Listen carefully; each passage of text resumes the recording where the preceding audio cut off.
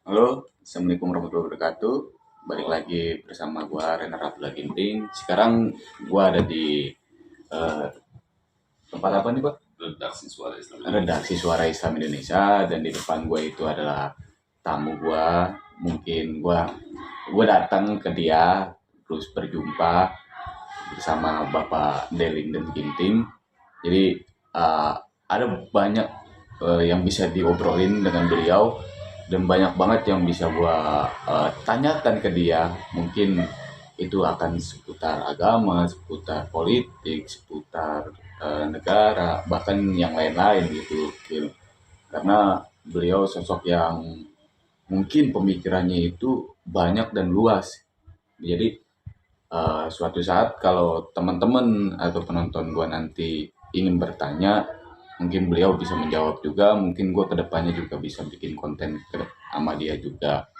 Jadi gue harap teman-teman bisa bertanya di kolom komentar nanti. Oke. Uh,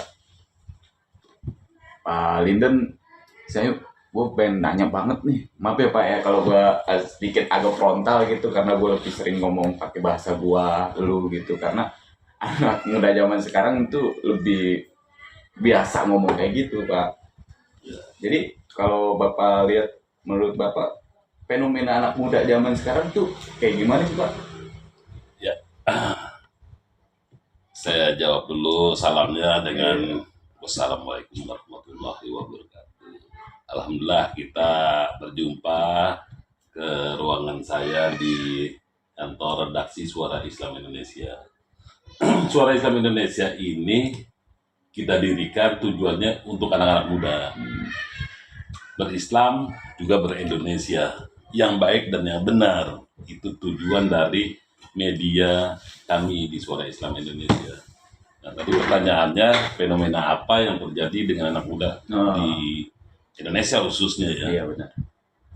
Indonesia negara yang ramah tamah, yang penuh etika, bersuku-suku, berbangsa-bangsa di satu wilayah Nusantara, itu tidak ada perpecahan sama sekali, bahkan bersatu. Artinya menjaga etika dari dulu sampai saat ini harusnya bisa dipertahankan. Tadi Bang Renner berbicara gua dan sebagainya. Itu hal yang biasa di anak-anak muda. Tapi Indonesia, apalagi bicara menyangkut keagamaan di Islam, itu penuh banget dengan etika. Sehingga kalau kita berbangsa, bernegara, juga beragama, etika itu yang harus pertama kali kita pertaruhkan, kita jaga. Sehingga kepada siapa kita bicara, kepada orang muda, kepada Orang tua, sesama usia, dan yang lebih tua, norma, etika, dan akhlak itu harus kita kedepankan. Supaya apa? Kita juga dihargai sama pihak lain. Dengan teman kalau bisa. Karena gua itu sebenarnya bahasa Chinese dari sananya kan.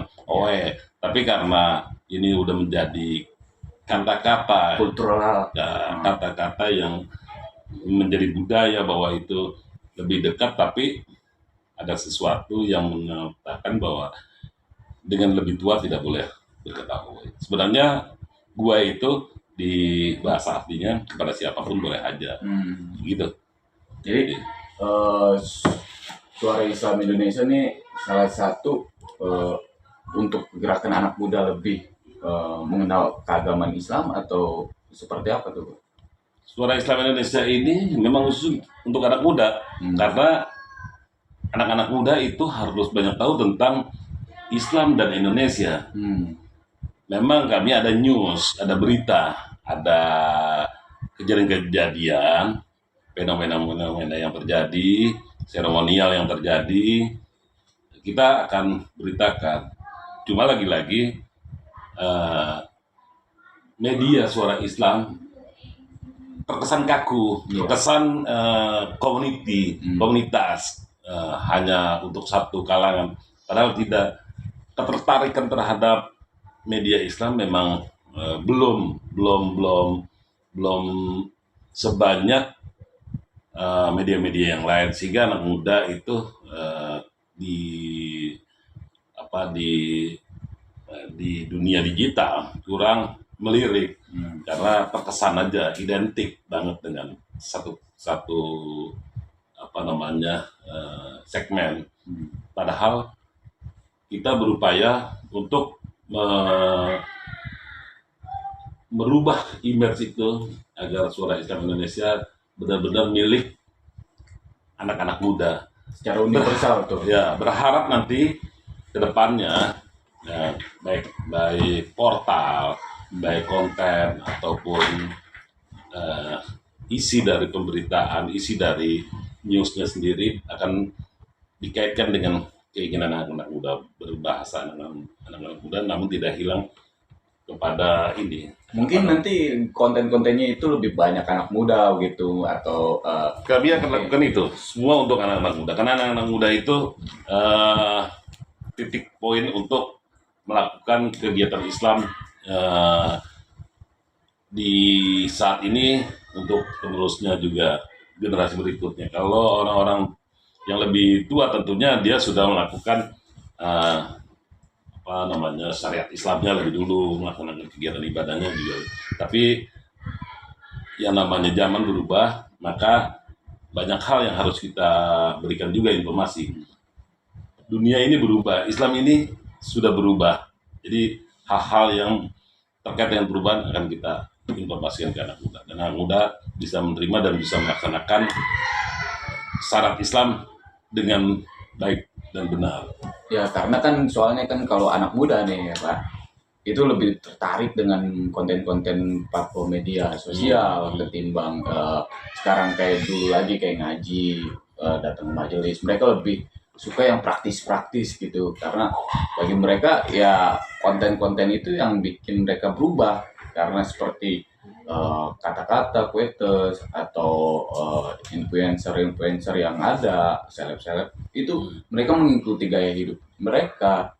Kayak zaman sekarang kan anak muda pengen lebih tertarik dengan gaya-gaya skena, gaya-gaya yang ya begitulah.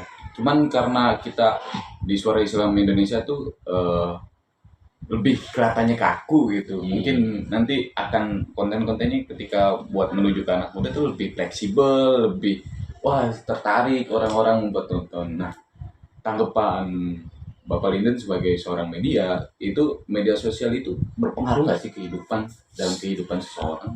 Sangat berpengaruh, dan itu memang banyak kekurangan di kalangan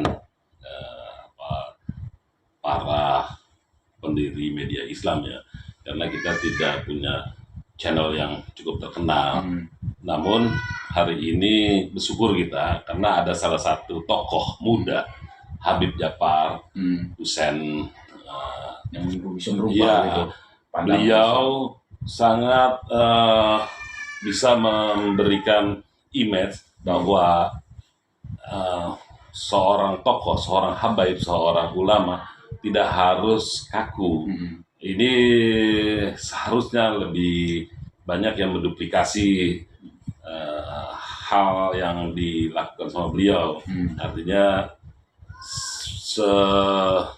sehebat itu Habib Husain bisa Habib Djafar itu melakukan dakwahnya dengan cara-cara anak muda. Nah, kita mengakui terkesan masih kaku dan belum bisa diterima banyak anak-anak muda. Nah, ini image ini harus segera kami rubah. Untuk itu kami juga akan membuat satu channel khusus Suara Islam Indonesia agar para umat, khususnya anak-anak muda, bisa mendapatkan informasi yang sangat luas, sangat bisa diterima oleh mereka. Kami akan melakukan duplikasi. Tentunya untuk saya sendiri, mungkin karena keterbatasan pengetahuan di kalangan anak muda, sehingga kami akan merekrut nanti beberapa anak-anak muda untuk mengisi channel itu sendiri di Suara Islam Indonesia. Nah, Habib Djafar itu seorang yang bisa menembus dan bukan hanya digemari tapi bisa diterima pengetahuan dan pemikirannya oleh kalangan anak muda yang ingin mengetahui Islam lebih baik, dan tentunya bukan hanya dapat pengetahuan tapi bisa melaksanakan karena keinginan yang telah disampaikan oleh Habib Japar itu segera akan kita lakukan di channel itu. Ini adalah keterbatasan, tapi bukan tidak mungkin kita segera melakukan hal-hal untuk kalangan anak muda. Gitu. Mungkin saya juga bisa masuk kali nanti ke channel Bapak. Haruslah, harus anak-anak muda seperti Bang Renner dan teman-temannya. Ayo kita bersama-sama memberikan dakwah bersiar di Suara Islam Indonesia. Bikin channel agar semua anak-anak muda bisa menerima kita, kehadiran Suara Islam Indonesia sebagai media yang memang dibutuhkan untuk mereka, dengan catatan tidak keluar dari koridor Islam. Artinya ya Islam, Indonesia. Kita adalah orang Islam yang ada di Indonesia, jadi itu penekanannya, etikanya harus lebih baik. Tapi yang manfaat banyak. Ngomong-ngomong soal sosok Habib Hussein Japar, ini kan sebagai anak muda yang bikin perubahan luar biasa itu. Bagaimana dakwah di artis-artis, bagaimana dia pernah bercerita dakwah di klub malam, pernah di tempat-tempat yang nggak biasanya para ulama untuk berdakwah. Nah, mungkin salah satunya juga di platform YouTube atau di media sosial gitu. Nah, ada nggak sih selain sosok dari Habib Hussein Japar itu yang bisa mendobrak untuk di kalangan anak muda? Banyak, sebenarnya banyak di kalangan anak muda seperti Gus Miftah, lalu termasuk juga Deddy Corbuzier. Kalau kita cerna pemikirannya, walaupun beliau seorang mualaf, tapi pengetahuan Islamnya luar biasa menurut hemat kami.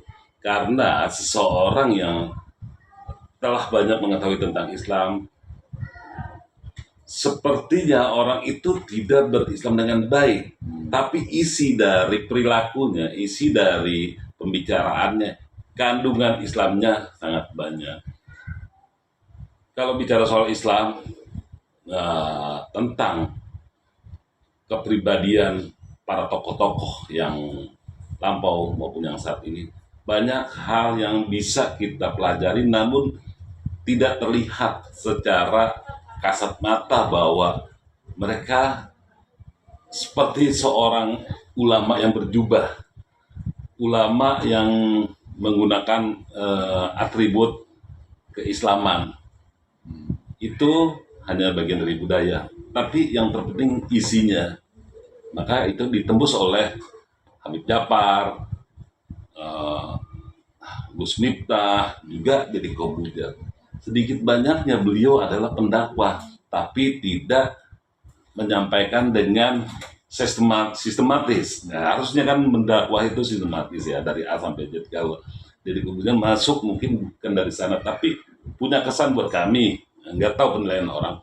Buat kami, beliau adalah pendakwah yang kalau boleh disebut misalnya terselubung dakwahnya. Oke, itu terselubung, benar.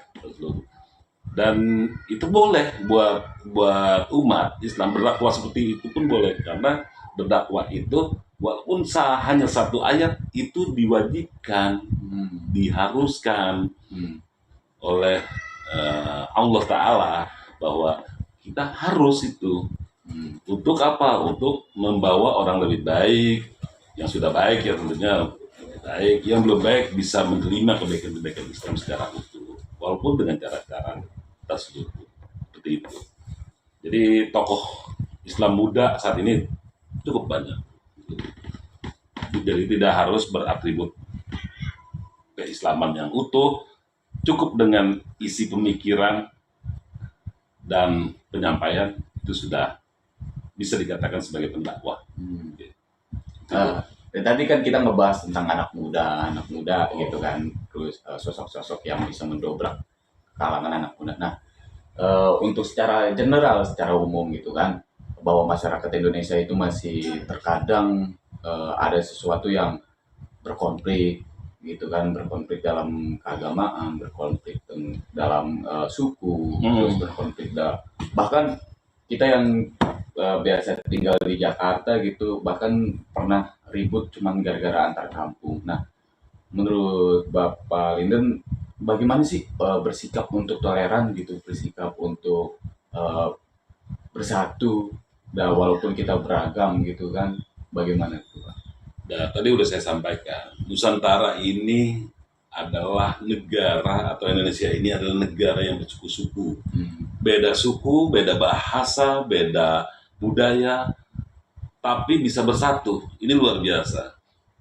Nah, ketika persatuan itu ada, lalu ada konflik tentang keagamaan, ada konflik tentang kesukuan, ada konflik tentang perkampungan, antar kampung, ini sesuatu hal yang berbeda. Ini terjadi karena ada satu pihak atau satu golongan yang ingin membawa hal itu terjadi. Tahun 2019 kemarin, saat Pilpres yang lalu, pemilu yang lalu, itu berbeda dengan tahun 2024, periode saat ini. Kita bicara ini di bulan Maret ya, di bulan Maret 2024 setelah kampanye. Artinya, kalau kita perhatikan di tahun 2019, itu ada dua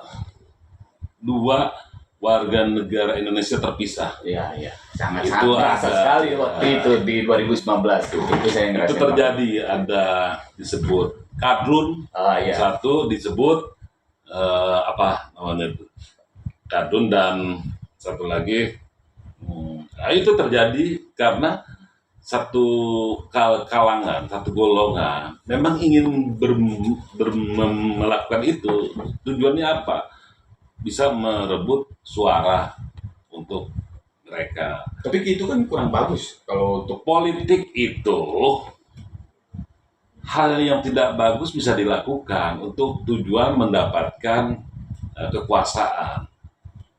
Itu hal yang bisa dimaklumi oleh seluruh politikus. Nah, kalau kita melihat sejarah Islam, terjadinya kekhalifahan dan sebagainya, fenomena itu juga terjadi. Tapi Islam yang sebenarnya mengajarkan akhlak, bagaimana menjadi pemimpin yang baik, itu dasarnya dari track record. Bukan tiba-tiba ingin menjadi seorang pemimpin dengan meminta suara, tapi jejak pelaksanaan kehidupannya, loyalitas terhadap Islam dan terhadap masyarakat dan terhadap umatnya itu terlihat. Nggak ada privilege di sini, tidak ada dinasti, tidak ada apapun di Islam itu tidak ada sebenarnya. Tapi ketika penguasa sudah duduk di bangku kekuasaannya, maka dia bisa menentukan nasib seseorang, termasuk keturunannya dan sebagainya, sehingga kesan bahwa Islam tidak demokratis itu ada, tapi tidak memungut suara dengan cara-cara seperti itu. Nah, alhamdulillah tahun 2024 ini politisi itu sangat berbeda. Ada yang disebut dilarang melakukan politisasi politik identitas. ya Itu kan lebih baik. Artinya Islam tidak melarang berpolitik, tapi identitas itu bukan sesuatu yang harus ditunjukkan, tapi harus dilakukan. Paham ya? Jadi bukan ditunjukkan, tapi dilakukan. Dilakukan apa? Kita melakukan hal yang baik biar masyarakat tertarik dengan kita, tidak menjudge, tidak memponis dan sebagainya, mengatakan orang lain tidak baik dan seterusnya, sehingga kita ingin dapat simpati. Bukan itu, tapi kita menunjukkan aja kebaikan Islam, kebaikan ajaran Islam itu ada di tengah-tengah masyarakat, sehingga kita menjadi orang-orang yang terpilih sebagai pemimpin bukan hanya di Republik, tapi juga dimanapun di tempat kita berada. Kita menjadi seorang tokoh, seorang pengayom, seorang yang bisa memberikan sesuatu yang baik di lingkungan paling terkecil, di rumah tangga, seperti itu, di kalangan rumah. jadi seorang sosok pemimpin itu menurut Pak Linden itu seperti apa sih sebenarnya? Sosok pemimpin itu harus punya track record. Track record. track record yang baik, baru bisa diikuti oleh para. Tapi kalau kan banyak gitu kan sekarang, kemarin pas di kampanye bahwa track record mereka banyak yang dari koruptor dan mungkin ada yang menang, itu menurut pandangan. Iya, seharusnya masyarakat itu bisa memahami. Tapi kalau pemerintah itu masih menerima orang-orang yang punya pengalaman buruk. Ya, ini kan Republik kita ini, Republik Indonesia ini boleh dikatakan masih banyak orang yang sangat miskin, kehidupannya belum lebih baik. Dibuktikan apa Republik ini mereka masih kategori miskin? Bansosnya masih banyak, dan negara mengeluarkan anggaran untuk bansos itu lebih banyak, subsidi lebih banyak, dan penerimanya banyak. Itu artinya Republik ini ada masyarakat yang miskin, sehingga pada saat adanya pemilihan kepemimpinan mereka terpaksa memilih sesosok itu karena sesuatu, bukan karena track Karena record. something gitu. Iya, karena something. Kebutuhan mereka lebih cepat daripada berpikir siapa yang harus dipilih. Karena ini sudah berlangsung sekian lama, sehingga mereka nggak peduli dengan siapapun pemimpinnya. Yang terpenting hari ini bisa mendapatkan kebutuhan, karena ini sangat mendesak. Nah, ini harus dipelajari dan dianalisa oleh semua pihak, termasuk para politisi yang kedepannya, bagaimana mereka memilih pemimpin itu dengan tepat karena sesuatu track record yang baik, bukan karena something, bukan karena sesuatu yang mereka dapati per hari itu saat memilih. Itu. Jadi masyarakat itu harus melihat bahwa sosok pemimpin yang benar-benar. Ya, hari ini mereka nggak bisa melihat karena kebutuhannya. Kebutuhan. Nah, sementara orang-orang yang punya kekuasaan, uang sebagai tim sukses, sebagai kader partai misalnya, mereka kebutuhannya mungkin uangnya cukup, kebutuhan makannya ada, tapi kebutuhan kekuasaan yang mereka harus dapati, sehingga mereka terpaksa memilih seseorang yang terpenting mendapatkan impact gitu loh kepada dirinya sendiri.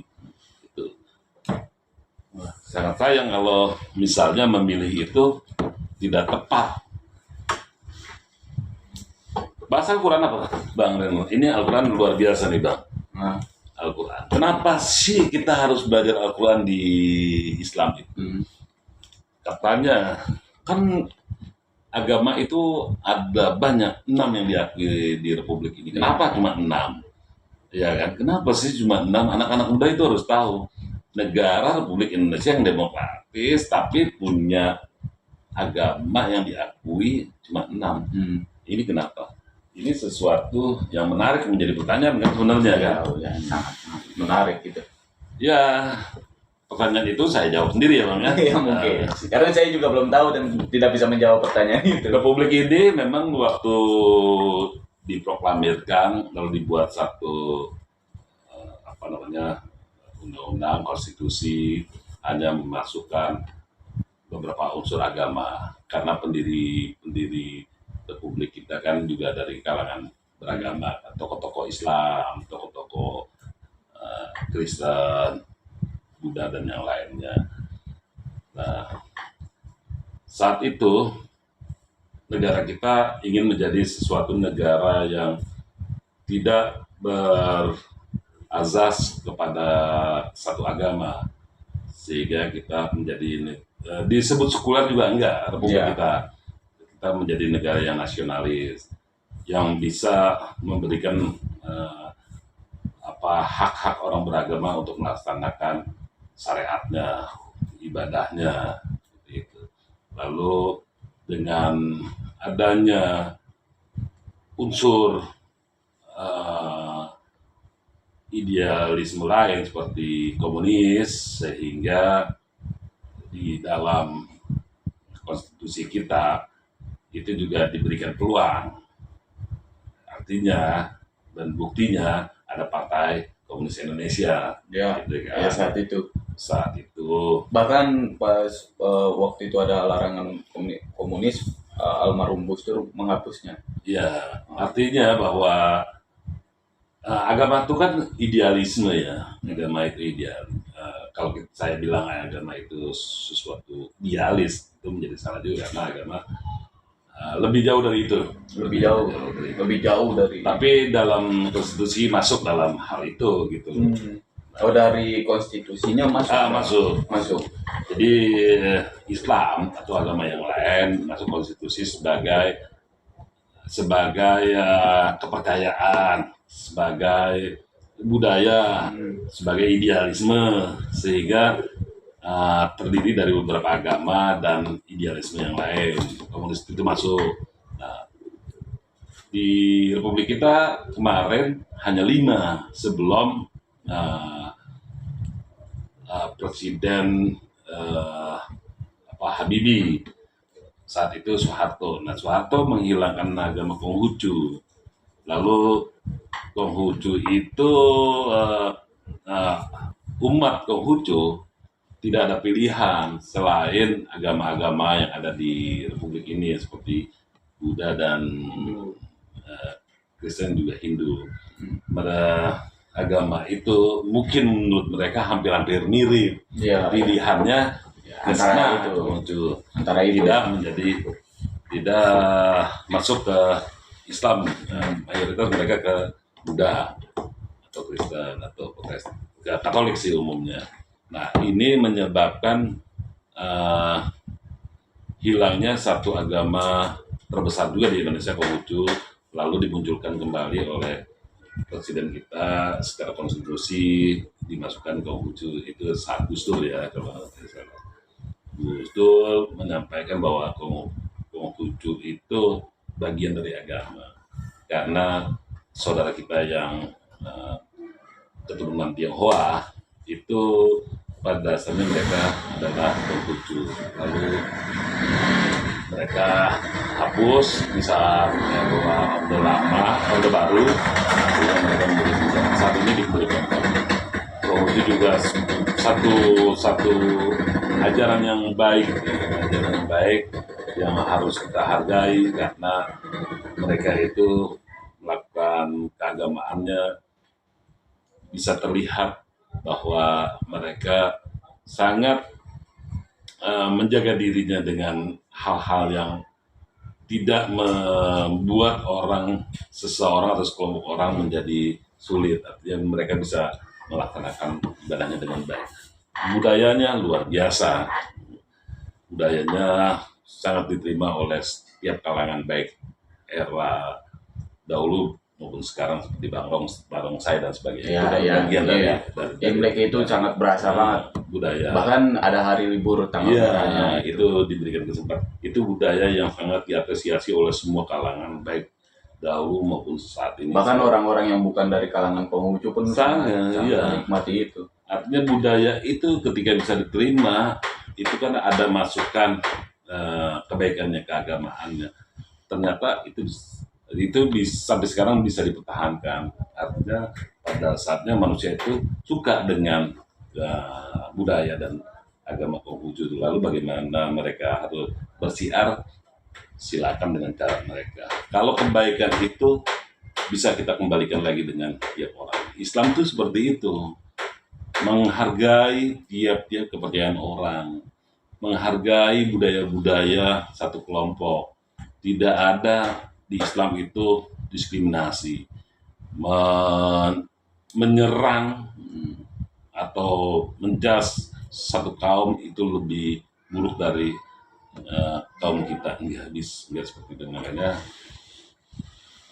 agama itu 6 yang ada di Indonesia itu sangat luar biasa, dan kita harus bertoleransi terus menerus. Bahkan kalau ada perubahan konstitusi, ada agama-agama yang lain yang menurut Republik ini lebih baik, silakan aja mungkin bisa ditambah, bisa diberikan kesempatan, karena satu kelompok kan akan bisa berkembang lebih banyak gitu kan. Hanya saja nanti tinggal dibawa kepada pihak legal untuk merubah konstitusi kita, masukin satu agama. Banyak agama di Indonesia ini yang belum punya ruang yang cukup. Bagaimana mereka bisa beribadah kalau tidak ada tempatnya? tempat ibadahnya kan. Eh, Aliran juga ada beberapa aliran kepercayaan yang menurut hemat saya itu banyak banget yang melaksanakan itu, cuma mereka tidak ada tempatnya untuk Tapi melakukan itu semua. yang dikhawatirkan ketika ada aliran-aliran seperti itu kan malah dianggap aliran sesat, aliran yang menyimpang. Eh, Aliran kalau di Islam itu sesat itu menjadi sesuatu yang eh, bisa dikategorikan kebiasaan umum, Kebiasaan umum. ritual umum, syariat umum. Di Indonesia itu mayoritas ahlussunnah wal jamaah. Iya benar. Ya, ketika tidak sama dengan ahlussunnah wal jamaah dianggap menyimpang. Ya. Nah, untuk menjudge aliran itu sesat atau tidak itu pihak-pihak tertentu dan itu bisa dimusyawarahkan. Nah, pihak penegak hukum juga setelah menerima pengaduan harus menganalisa dulu. Masalahnya kepercayaan itu tidak bisa dipaksakan. Orang bisa melakukan kegiatan-kegiatan sesuai dengan pemikirannya. Yang namanya budaya itu kan akan berkembang terus. Pemikiran akan melakukan analisa terus sehingga ada yang kurang ditambahkan, ada yang berlebihan dikurangi. Nah, itu bisa dianggap sesat dan seterusnya. Tapi khusus untuk umat Islam kita belajar toleransi, tidak menjudge, yang terpenting itu. Tapi lebih dimusyawarahkan, lebih diskusikan, Benar. lebih diajak mengayomi, mungkin seperti itu ya Pak ya. Iya, Jadi diskusi nggak itu. langsung wah ini aliran sesat nih, wah kacau nih langsung boleh di itu. hukum, langsung dilemparin batu kadang Nah, kayak gitu kan. Banyak Separah hal itu. tentang Islam yang harus kita pelajari Iya iya. karena Al-Quran ini bisa banyak sudut pandang. Satu ayat aja Tafsirnya ditafsirkan beda-beda lagi. beda-beda, mau dibawa kemana ini Iya, ya iya. kan? Ya, nah, ini kan artinya kita harus berdiskusi yang baik. Jangan pemikiran kita aja, tapi kan kita juga punya estafet ilmu pengetahuan Al-Quran itu kan dari dulu sampai sekarang ada. Terbukti kita hari ini sangat percaya bahwa ini adalah kitab suci yang harus kita pelajari. Tapi saat kita belajar itu kan ada hal-hal yang membuat bertanya-tanya kepada kita. Ini benar, ini salah, ini dikurangi atau ditambahkan, itu pemikiran. Tiap orang pemikirannya berbeda-beda. Makanya guru itu sangat penting. Jadi pengetahuan itu harus didasari oleh guru-guru, ulama-ulama, kiai-kiai, habaib yang mempelajari tentang Al-Quran lebih dulu. Jadi itu jangan dengan pemikiran kita. Tapi setelah kita mendapatkan pengetahuan, kita harus menganalisa hal-hal apa yang harus dibawa oleh ayat ini. Untuk apa ayat ini kita lakukan? Karena di Islam itu selain baca artinya tadarus, lalu tafakur, kita pikirkan, lalu kita buktikan, kita laksanakan, kita buktikan hasil ayat itu. Jadi tidak cukup di Ramadan ini tadarus itu penting, tapi juga kita pikirkan ayat ini untuk apa ayat ini ada. Ini berupa hukum, nasihat, atau hanya sekedar catatan biasa. Tapi catatan biasa nggak mungkin ada di dalam Al-Quran. Iya. Karena hadis kan begitu banyak, tapi ayat ini berbeda. Ayat ini firman Allah, artinya yang harus dipelajari dengan baik, lalu dilaksanakan. Karena dua dalam Al-Quran itu intinya, perintah dan larangan. Iya. Jadi perintahnya kita taatin, larangannya kita hindari. Bertentangan nggak sama negara? Ternyata tidak, karena Islam tuh sangat bisa melakukan kegiatan bersama dengan masyarakat lain. Kan negara ini kan sekelompok masyarakat yang memiliki konstitusi. Nah, Islam itu sama seperti itu. hukum-hukumnya harus prioritaskan hukum kebersamaan, hukum kenegaraan yang disepakati. Nanti ketika dibutuhkan Al-Quran itu sebagai hukum baru bisa digunakan. Yang penting konstitusi satu wilayah itu menyatakan bahwa hukum inilah atau hukum negara lah yang kita lakukan, itu nggak, buat Islam tidak bertentangan.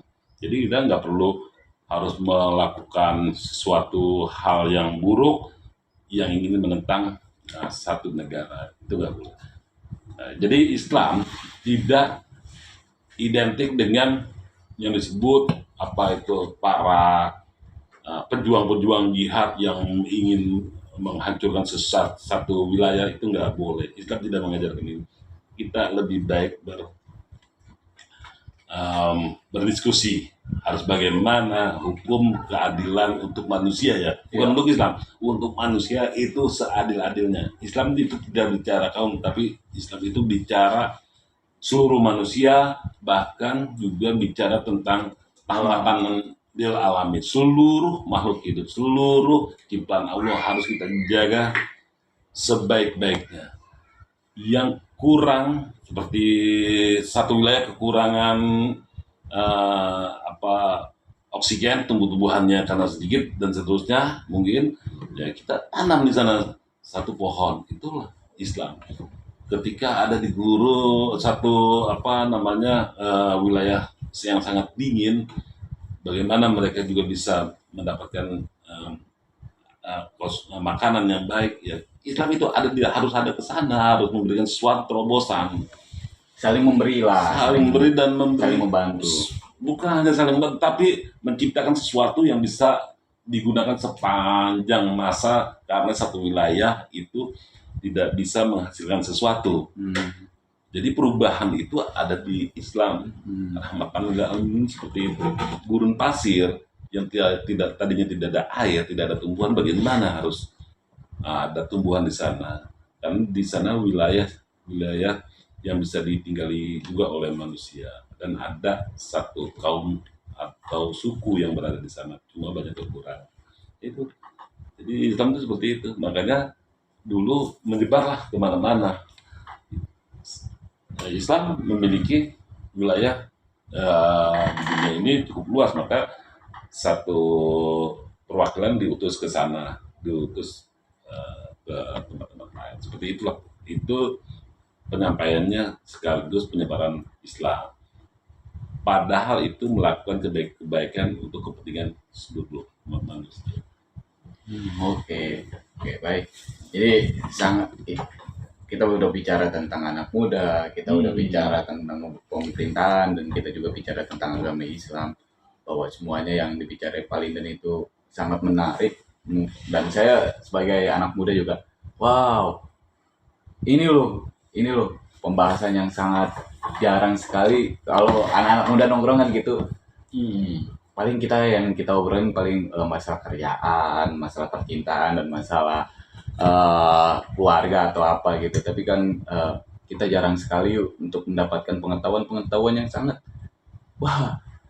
ini luar biasa sekali gitu kali. Dan mungkin kedepannya juga kita bisa bikin sesuatu yang menggerakkan anak muda tentang agama, tentang politik dan lain-lain. Nah, saya sangat berterima kasih atas diskusi hari ini, karena konten ini jadi semakin menarik, bahkan mungkin viewersnya juga akan suka gitu, akan jadi komentar yang lebih baik, terus perubahan pemikirannya juga.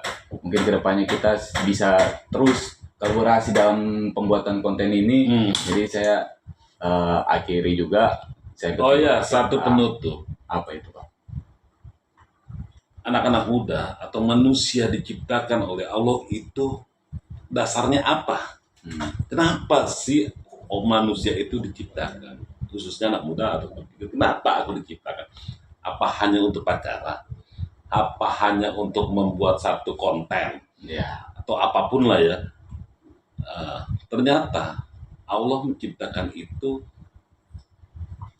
gunanya, karena Allah bukan gunanya kan, manusia diciptakan karena ingin dimuliakan.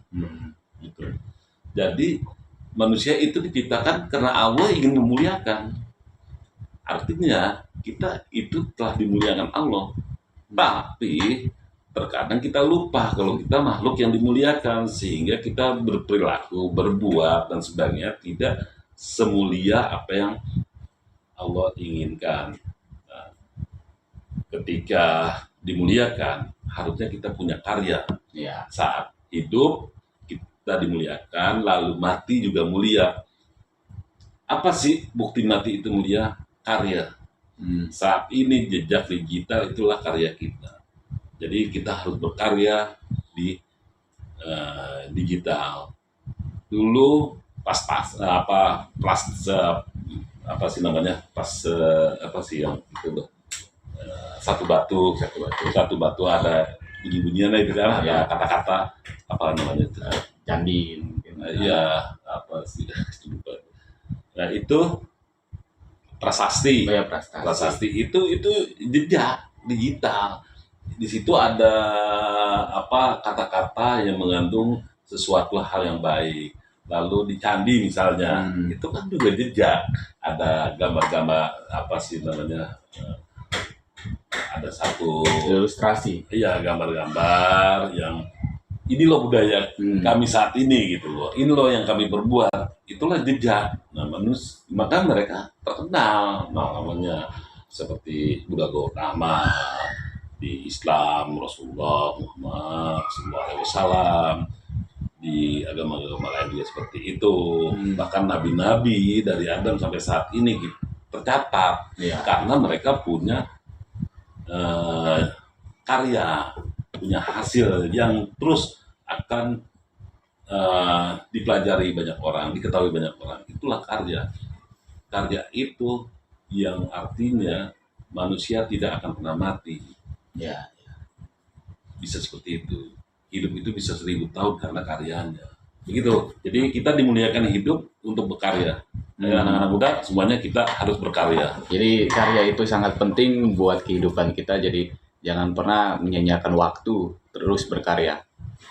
See you next time. Wassalamualaikum warahmatullahi wabarakatuh. Terima kasih Pak. Oke. Terima kasih Pak.